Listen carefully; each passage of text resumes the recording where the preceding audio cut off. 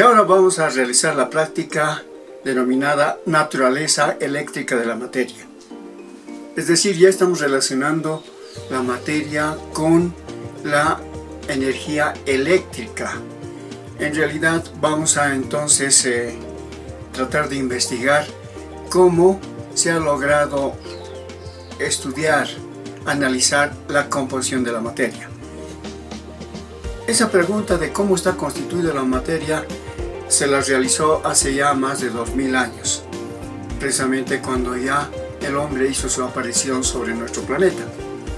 Era una pregunta muy difícil de responder, cómo estaba constituido la materia. Primeramente podemos relacionar con la composición de nuestro cuerpo, con la constitución de nuestro cuerpo. Tenemos la cabeza, el tronco, las extremidades, como ahora ya sabemos, pero a su vez la cabeza, ¿qué es lo que contiene? Los ojos, la nariz, el oído. Y así, la vista, el órgano de la vista, ¿de qué está constituido? Entonces vamos observando que la constitución de la materia no es totalmente uniforme. Cada vez que queremos saber la composición de otro constituyente, vemos que existen otras partículas que forman parte de lo que estamos estudiando. De igual manera, entonces, como no conocemos hasta ahora cuál es el límite del universo, y tenemos un espacio infinito, grande, hacia lo inmenso, de la misma manera también tenemos un espacio infinito hacia lo más pequeño, infinito hacia lo pequeño, infinito hacia lo grande, porque hasta ahora no sabemos cuál es la última partícula que constituye la materia. Entonces vamos a iniciar ese análisis de la constitución de la materia, ese análisis que ya comenzó hace aproximadamente 2000 años atrás, con las famosas escuelas filosóficas griegas que trataron de responder esa pregunta: ¿cómo está constituida la materia? A través de sus escuelas filosóficas, entonces se trató de responder esa pregunta, y recordaremos la famosa teoría atómica. Esa teoría atómica enunciada por Leucipo y Demócrito, y nos decía que la materia está constituida por diminutas partículas llamadas átomos. A es sin átomos división, entonces consideraban una partícula sin división. Luego, después de muchos años, hace 200 años atrás aproximadamente, alrededor de 1800, Dalton actualizó esa teoría, la teoría atómica, y desde ese momento comenzó una carrera vertiginosa sobre la constitución de los átomos. Y ahora sabemos que los átomos están constituidas por partículas cargadas eléctricamente, partículas que ya reciben su nombre: los electrones, los protones, los neutrones, para citar las tres partículas fundamentales de un átomo. También es necesario ya recordar que el átomo está constituido por un núcleo y una envoltura, una nube de electrones, y en el núcleo están situados los protones y los neutrones. Entonces, esa constitución vamos a tratar de investigar, de aclarar, para poder conocer cómo está constituido la materia. Eso es lo que ahora en estos experimentos vamos a tratar de explicar, vamos a tratar de recopilar la manera como los primeros investigadores trataron de justificar la constitución de la materia, de plantear mediante diversas teorías la constitución de la materia, y ahora estamos todos conscientes de que la teoría aceptada es la teoría atómica. Veamos entonces los experimentos que vamos a desarrollar para poder explicar esta constitución eléctrica de la materia. Vamos a comenzar a efectuar el ensayo de conductividad. La conductividad eléctrica en este caso es la facilidad con que circula la energía eléctrica a través de un medio, de un sistema. Vamos a utilizar este conductímetro visual. para poder detectar el paso de la corriente eléctrica. Tenemos que ya aplicar la definición de que la corriente eléctrica no es más que un flujo de electrones. Entonces verificaremos previamente si este conductímetro visual conduce o enciende. Ustedes pueden ver que evidentemente enciende. Estamos haciendo la conexión directa de esta manera. Eso significa que este instrumento funciona. Tiene las pilas correspondientes, se conecta el circuito y el foquito indica el paso de la corriente eléctrica. Bien, entonces una vez verificado, pueden observar ustedes, una vez verificado que este conductímetro visual nos va a ser útil, vamos a aprovechar ahora para ver cómo los metales conducen la corriente eléctrica. Comenzaremos por las monedas, que las utilizamos diariamente. Tenemos aquí una moneda de 2 pesos, una moneda de 50 centavos, que son de composición metálica. Entonces vamos a ver si estas monedas metálicas conducen la corriente eléctrica. Vamos a unir los dos y vemos que evidentemente conduce la corriente eléctrica. Son monedas metálicas, por lo tanto ya estamos comprobando que los metales son buenos conductores. Aquí tenemos una moneda de 50 centavos, de igual manera observen que conduce la corriente eléctrica. Esta moneda de cobre está revestida de cobre, no es totalmente de cobre, es superficialmente de cobre, pero de igual manera observamos que conduce la corriente eléctrica. Estoy haciendo corto y otra vez conecto y se puede ver la intensidad de la luz que verifica la conductividad de esta moneda. Ya estamos entonces en una investigación donde los metales, como en este caso de las monedas, son buenos conductores de la corriente eléctrica. Permiten el paso de ese flujo de electrones. Veamos ahora monedas de alta pureza, mejor dicho, metales muy utilizados como los cables. Los cables que utilizamos en las instalaciones domésticas están constituidos de cobre. Vean, este es una muestra de alambre de cobre, tiene su aislante correspondiente y nosotros podemos entonces ahora ver si este alambre de cobre conduce la corriente eléctrica. Obviamente que es un buen conductor, pero lo verificaremos. Entonces vamos a unir los dos extremos y nuevamente comprobamos que el cobre es un excelente conductor de la corriente eléctrica. Entonces, este es una sustancia metálica. Es un metal que se conoce como cobre y, como ya sabemos, está en nuestro hogar como un conductor para el suministro de la energía eléctrica. Es muy útil este alambre de cobre. Veamos otros metales. Este es el alambre de cobre y ahora veamos este trozo de lámina de plomo. Tenemos una lámina de plomo, de igual manera vamos a verificar si conduce la corriente eléctrica. Colocamos el conductímetro visual y observamos que también conduce la corriente eléctrica. Este es entonces un trozo de plomo, lámina de plomo.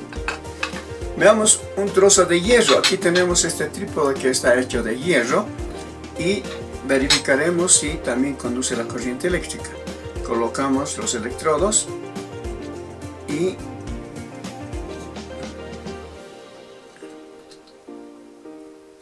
ahora sí, vamos a colocar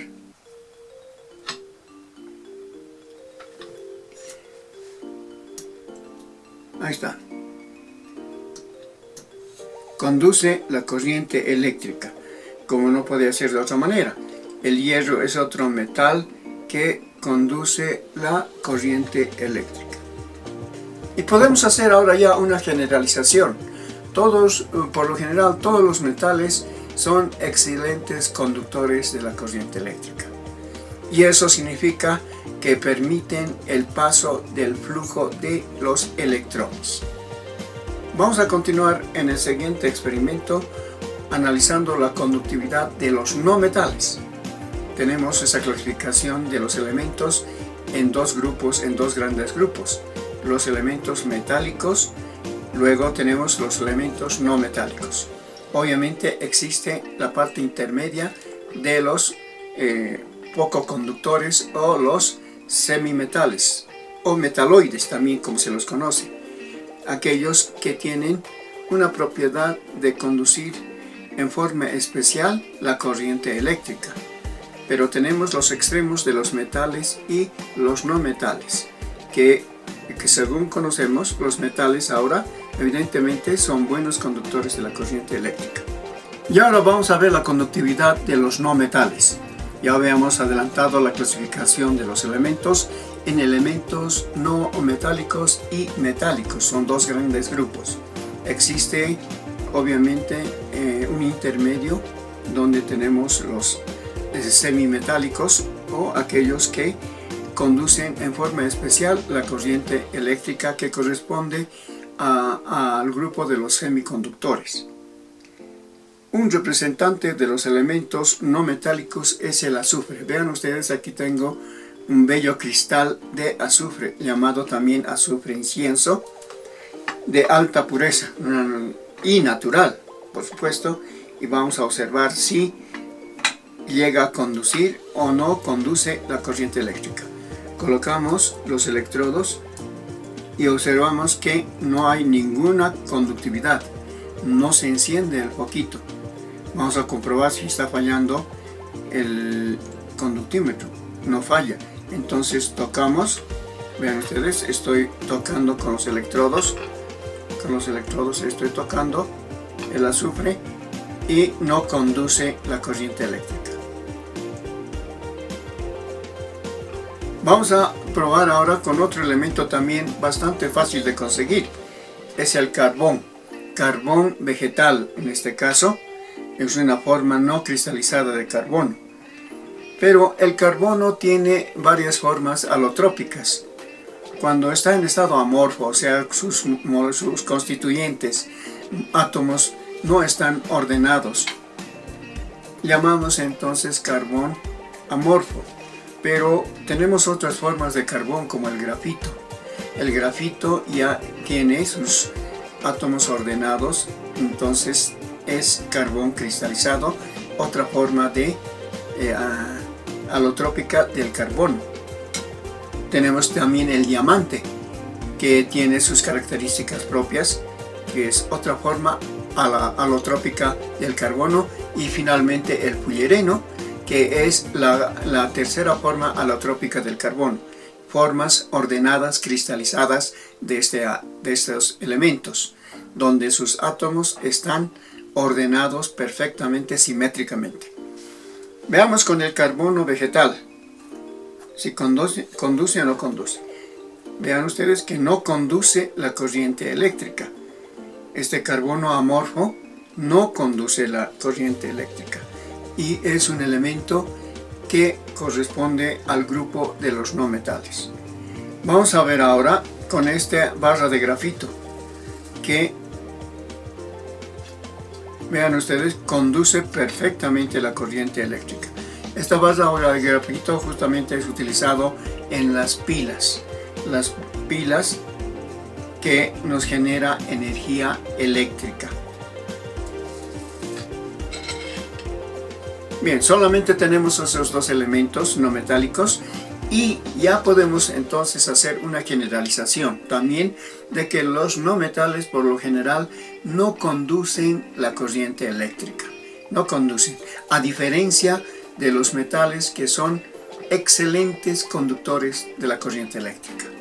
Una parte intermedia serán los semiconductores, que también cumplen una función muy importante dentro del campo de la electrónica.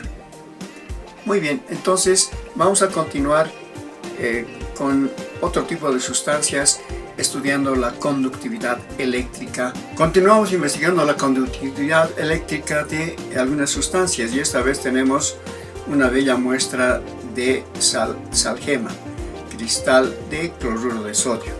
Bueno, será ustedes un cristal bastante hermoso de cloruro de sodio, que es más propiamente llamarlo salgema. Veremos si conduce o no conduce. Aquí tenemos también pequeños cristales de salgema y vamos a comprobar con este cristal de mayor tamaño para ver si conduce o no conduce la corriente eléctrica. Vean ustedes, estoy tocando la superficie. Si fuera metal estaría conduciendo. Voy a unir los dos electrodos, está bien, pero vemos que si tocamos en forma independiente en la superficie de esta salgema, no hay conductividad, no hay paso de la corriente eléctrica cuando investigamos la conductividad de esta muestra de salgema. Entonces concluimos de que estos cristales de sal común no conducen la corriente eléctrica. Lo mismo va a suceder con estos pequeños cristales, que de igual manera no van a conducir, no conducen.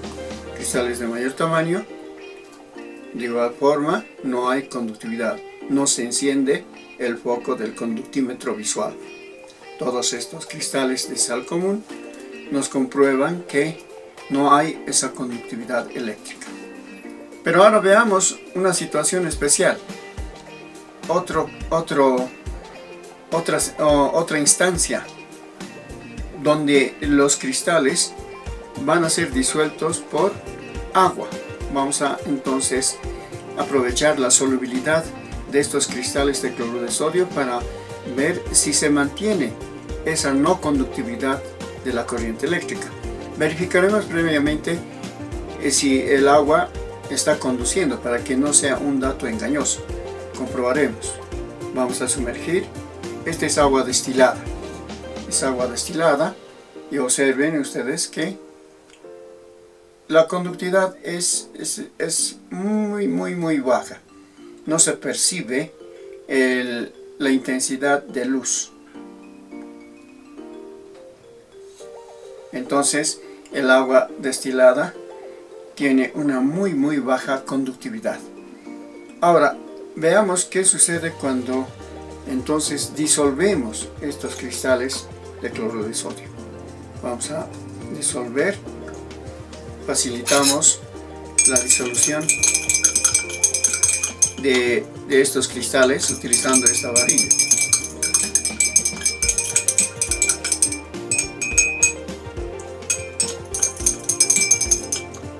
Aprovechamos la solubilidad de los cristales de cloruro de sodio. Todos sabemos que es bastante soluble los cristales de cloruro de sodio. Y ahora vamos a observar si la conductividad, la baja conductividad se mantiene. Bien. Sorpresa, veamos cómo se enciende vivamente el foco del conductímetro visual. Ustedes pueden percibir y hay una alta intensidad de la luz. Ahí ya se puede percibir, se observa que el agua que no conducía la corriente eléctrica ahora conduce perfectamente. Entonces eso es lo que ahora tenemos que explicar. ¿Por qué ha aumentado la conductividad de esta muestra de agua cuando se han disuelto cristales de cloruro de sodio? Es un fenómeno muy interesante que nos va a ayudar a comprender la estructura eléctrica de la materia.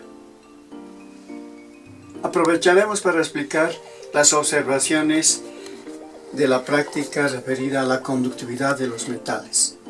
Hemos visto que los metales son excelentes conductores de la corriente eléctrica y manejaremos esa definición de que la corriente eléctrica no es más que un flujo de electrones. Entonces, ¿por qué son buenos conductores los metales? estamos ya asumiendo la composición de un átomo constituido por electrones y protones, fundamentalmente, dos partículas que tienen carga eléctrica positiva y los electrones tienen carga eléctrica negativa. Además, tenemos que ya establecer que la constitución o la composición de un átomo está ordenada de esta manera: un núcleo en la parte central, alrededor del cual tenemos la nube de electrones. En el núcleo están situados los protones con carga positiva y alrededor del cual, como ya dijimos, está la nube de electrones con carga negativa.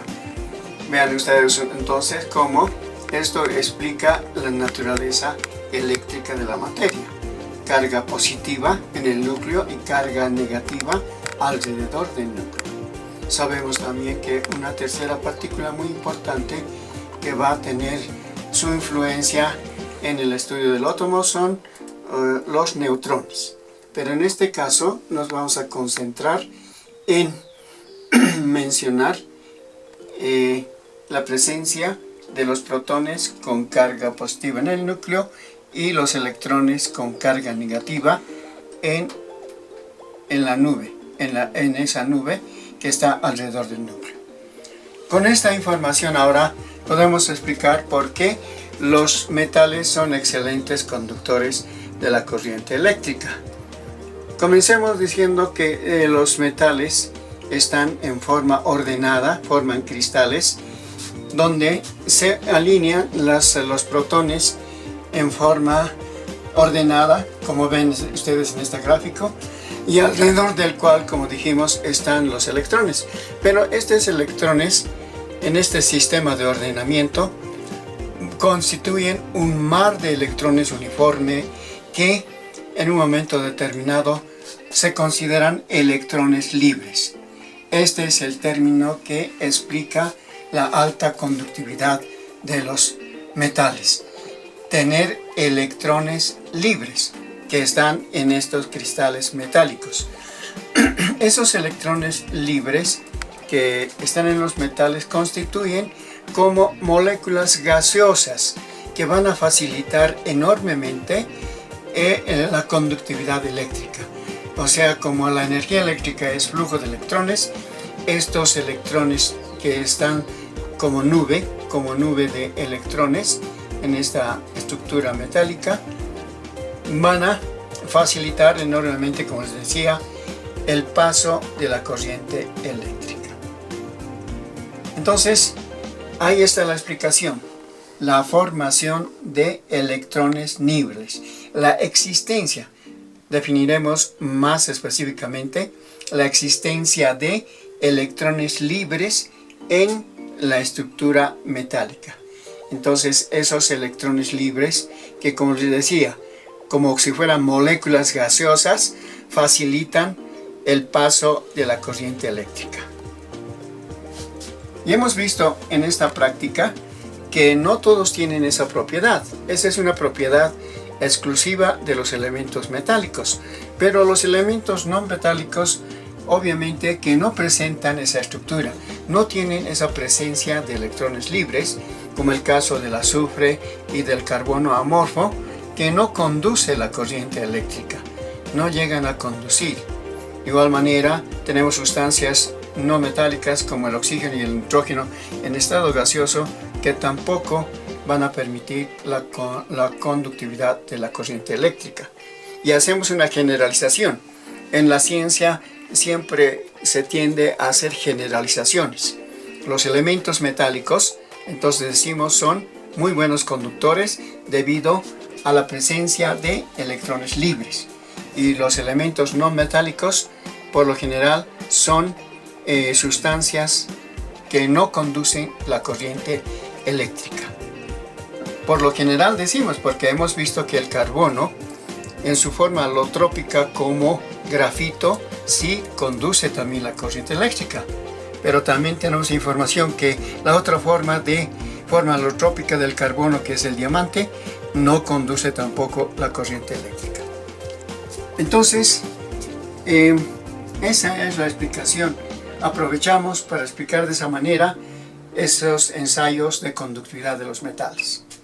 Cuando estamos hablando de estas partículas del átomo, que son los protones y los electrones, estamos entonces hablando de partículas muy pequeñas y aprovecharemos la oportunidad para mencionar esas unidades pequeñas.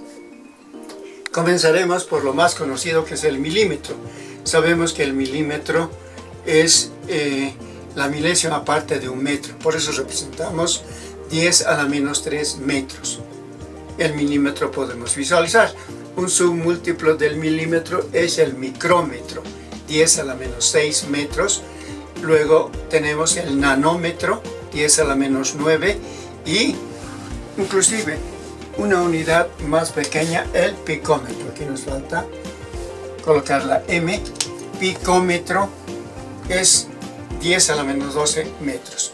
Son las unidades que se utilizan en el estudio de partículas tan pequeñas como son los electrones y los protones, constituyentes fundamentales de un átomo. Tenemos otra unidad, es el ángstrom, equivalente a 10 a la menos 10 metros. Ahora vamos a hacer una similitud del tamaño de estas partículas. El radio de un átomo varía entre 50 a 300 picómetros. Vean que es bastante pequeño. Esa es la variación del radio de un átomo. Por eso estamos mencionando estas unidades pequeñas. Y en forma general podemos decir que el promedio del radio de un átomo es de 100 picómetros. Además, es interesante hacer una comparación del tamaño del átomo respecto al tamaño de su núcleo. Si clavamos un alfiler en el centro del estadio Hernando Siles, esa cabeza de alfiler sería el núcleo y todo el escenario, las graderías, sería donde están ubicados los electrones, la nube de electrones. Sería el tamaño total de electrón. Vean entonces esa relación de tamaños que son muy interesantes. Los vamos a ir estudiando poco a poco, pero ya nos adelantaremos a mencionar esa relación de tamaños. Tamaño del núcleo respecto al tamaño de un átomo. Vuelvo a repetirles esa comparación. La cabeza de un alfiler clavado en el centro del estadio Hernando Siles sería el núcleo, y todas las graderías, todo el estadio sería el tamaño del átomo.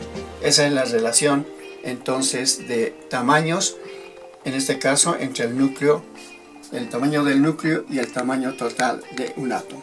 Tenemos estas informaciones de ese promedio del radio de un átomo de 100 picómetros. Entonces todos estos datos nos permiten visualizar que el tamaño de estas partículas es bastante pequeño, bastante diminuto, que no los podemos visualizar a simple vista. Ya habíamos adelantado que tenemos un mundo microscópico infinito hacia lo más pequeño y un mundo macroscópico también infinito hacia lo más grande, porque hasta ahora no conocemos cuál es el límite del universo, y como no conocemos cuál es el límite o cuál es la última partícula que constituye la materia. Vamos a explicar ahora este ensayo de conductividad de una sal. Hemos probado la conductividad de la sal común, un cristal de sal gema cuya fórmula es cloruro de sodio. Ahora tenemos que explicar por qué no conduce la corriente eléctrica. Tenemos aquí la estructura, el ordenamiento de esa molécula, donde podemos visualizar que no existen electrones libres. Este es un ordenamiento donde los electrones libres están ausentes, a diferencia de los metales, que se tenía la presencia de esos famosos electrones libres y que le conferían esa gran propiedad de ser excelentes conductores de la corriente eléctrica. En cambio, en estos cristales, en la totalidad de los cristales, no tenemos esa presencia de electrones libres, como podemos aquí observar en este gráfico. Ese es el ordenamiento molecular de un cristal de cloruro de sodio, donde vuelvo a reiterar la ausencia de los electrones libres. Ahora, cuando disolvemos estos cristales, tenemos la acción del agua, donde disocia, se destruye estos cristales y ya tenemos la formación de iones. Estos iones, positivo y negativo, son los encargados de transportar los electrones. Entonces, de esa manera, al existir ya flujo de electrones, se produce el paso de la corriente eléctrica, de tal manera que este cristal en disolución ya se vuelve un electrolito, es decir, una sustancia que facilita el transporte de los electrones y facilita el paso de la corriente eléctrica. Vamos a concluir esta investigación referente a la naturaleza eléctrica de la materia realizando este experimento de electrólisis. Vamos a realizar la electrólisis del sulfato de cobre, que está en forma de sal inicialmente, pero vamos a, como les decía, disolverlo. Vamos a agregar, este es agua, lo agregamos estos cristales, ya tenemos suficiente cantidad de sulfato de cobre que vamos a disolver en este vaso. La acción de la varilla, como ustedes ven, facilita la disociación de la sal. Agregan toda esta agua, vamos disolviendo.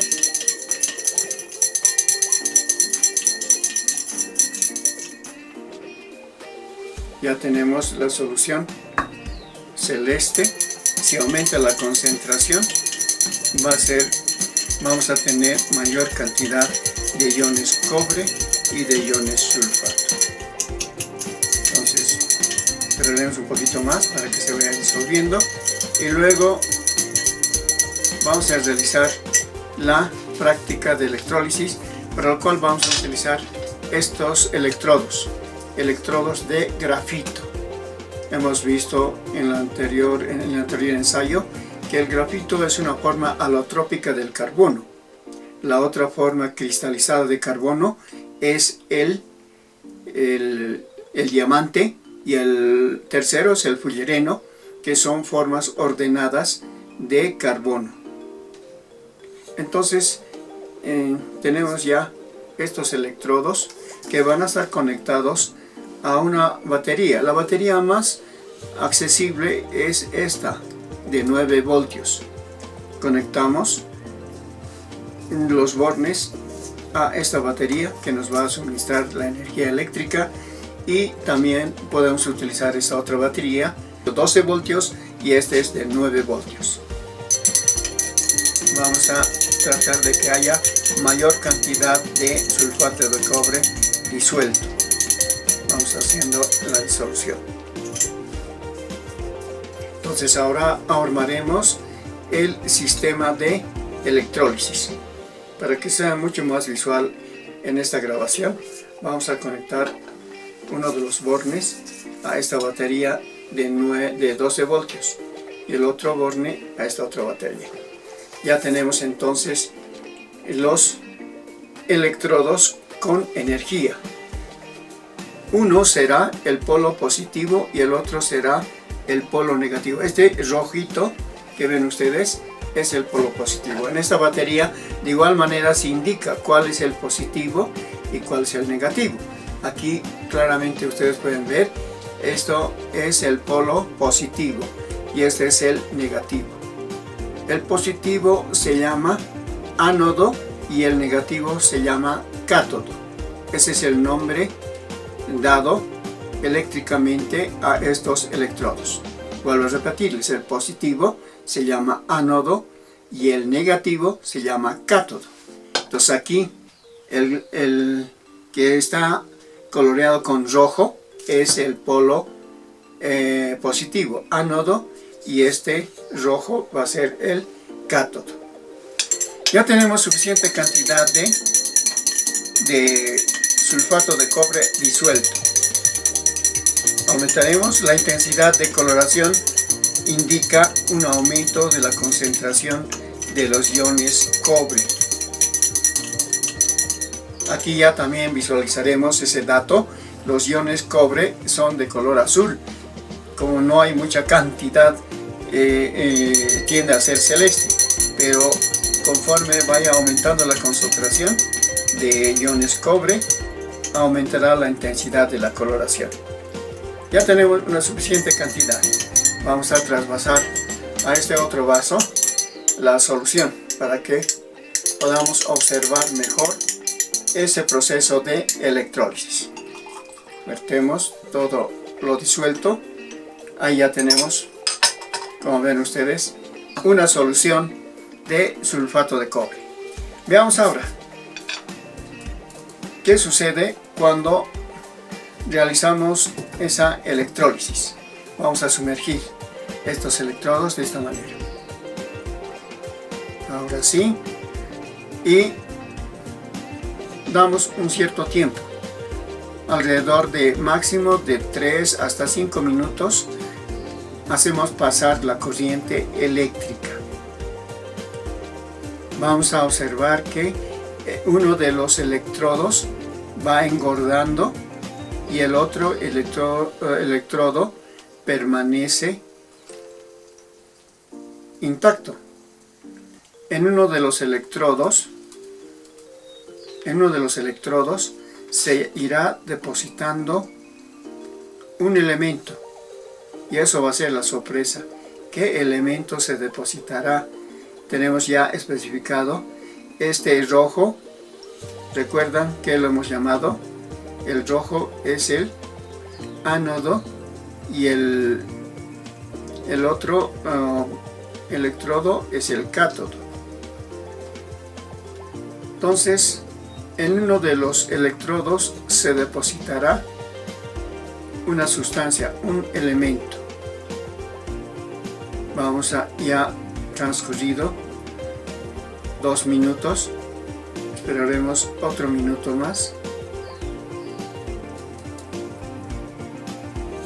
y veremos, vamos a mostrar el resultado de este proceso de electrólisis. Seguimos haciendo la electrólisis. Como les decía, el tiempo que dura así para nuestra investigación va a ser máximo de 4 minutos. 3 a 4 minutos.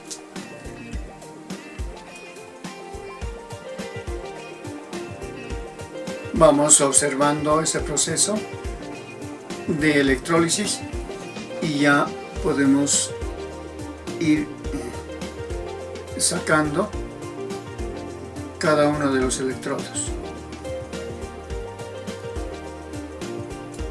Bien, veamos ahora, voy a mostrarles.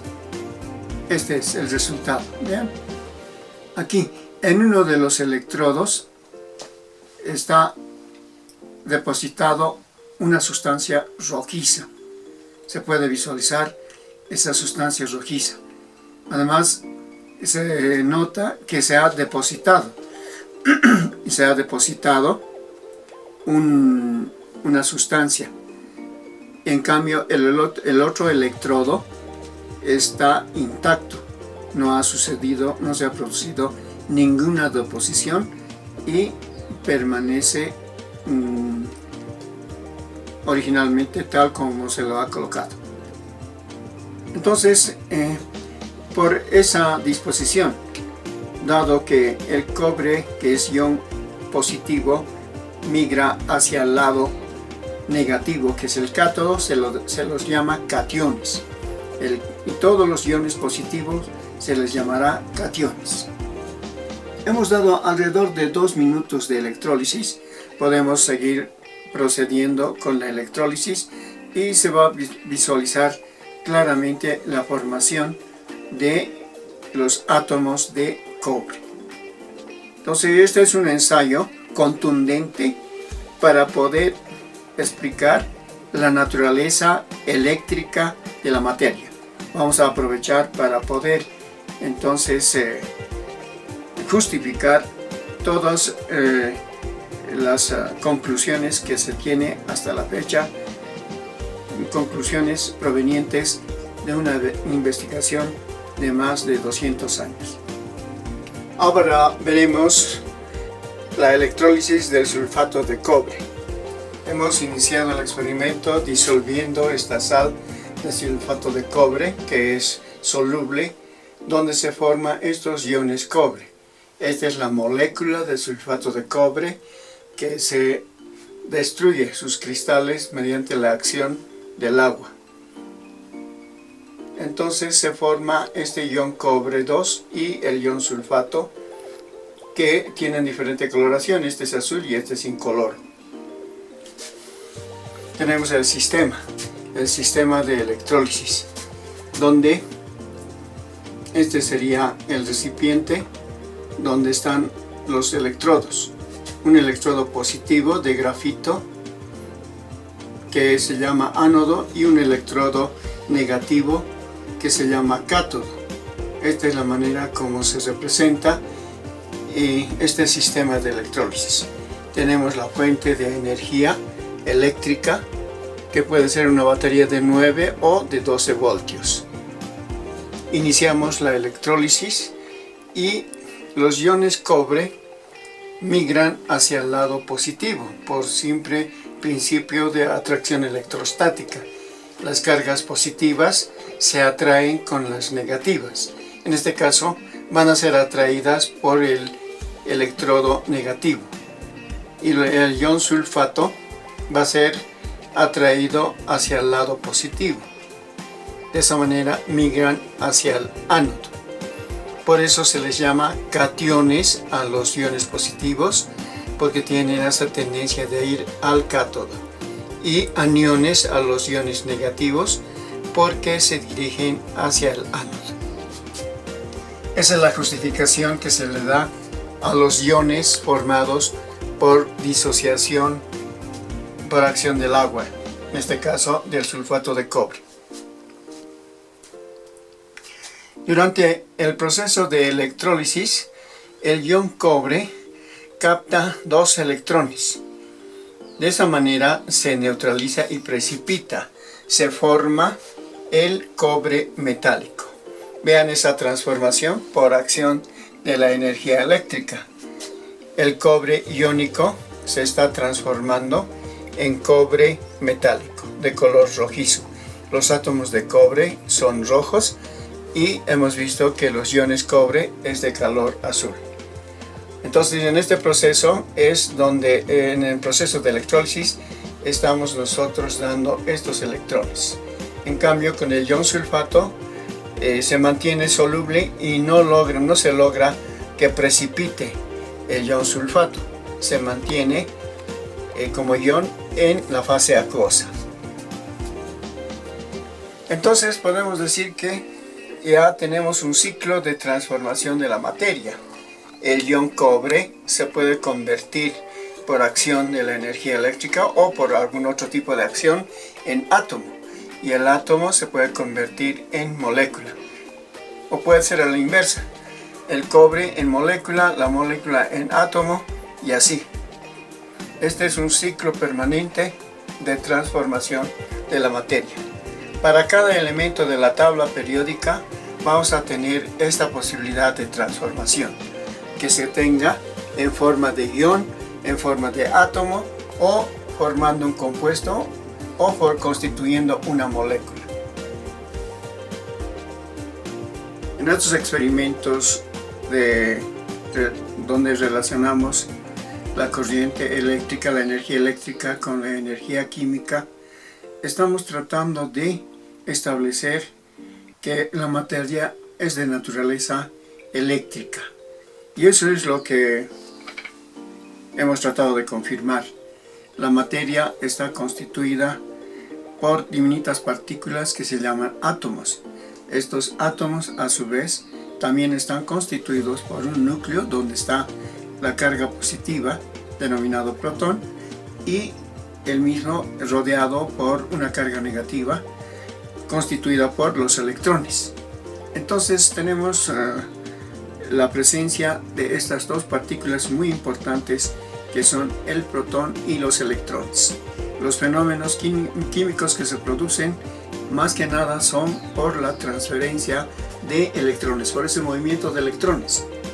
Hemos establecido que en el proceso de electrólisis, estos iones que se han formado migran por atracción electrostática hacia el polo, hacia la carga negativa. Es decir, si son iones positivos, se dirigirán hacia el cátodo o polo negativo y viceversa. Entonces tenemos también un ciclo permanente de transformación de la materia, donde los átomos se pueden convertir en iones y los átomos también pueden formar moléculas. Las moléculas se disocian, como hemos visto en el caso de la sal de sulfato de cobre, formando los iones correspondientes. Queda mucho por hablar sobre la constitución de la materia, pero ya hemos iniciado, al igual que los griegos, mediante sus famosas escuelas filosóficas, postularon ya las primeras teorías sobre la constitución de la materia. Y todavía queda mucho por delante hablar sobre la constitución de la materia.